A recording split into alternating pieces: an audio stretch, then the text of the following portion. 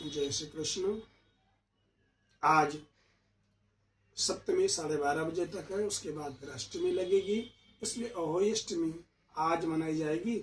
इसलिए हम अष्टमी की भी कथा आज ही कर रहे हैं और अहोई अष्टमी की कथा आपको दूसरे वीडियो में प्राप्त हो।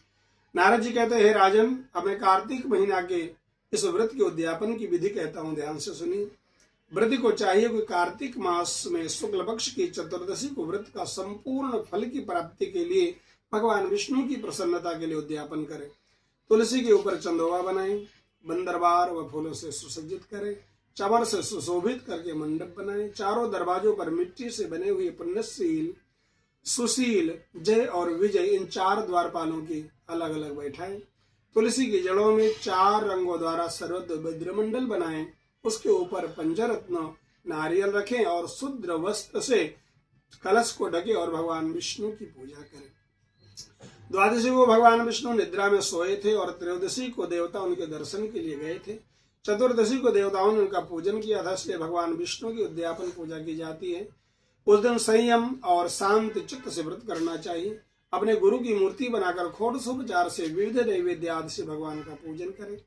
व्रती विविध प्रकार के वाद्यों के कीर्तन कर दो आरती में जागरण करें। जो प्राणी श्रद्धा पूर्वक भगवान का कीर्तन करते हैं उन लोगों के 100 पुण्यों के पाप धुल जाते हैं। जो व्यक्ति भगवान के निमित्त जागरण करके रात्रि भर भगवान का कीर्तन करते हैं उनको असंख्य गौदान का फल प्राप्त होता है।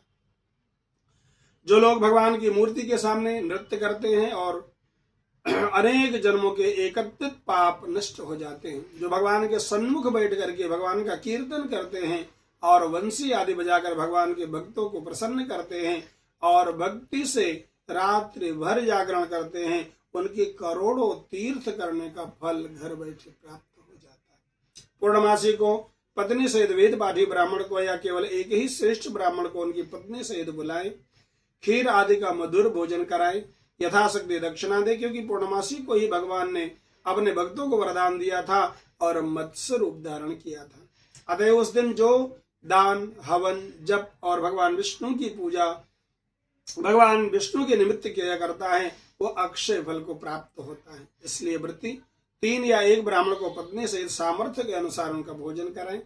उन ब्राह्मण को अपने सामर्थ्य के अनुसार उनको दक्षिणा दे करके प्रणाम करें और बाद में भगवान विष्णु की पूजा करके अन्य देवताओं तथा तुलसी व कपिला गाय का पूजन करें।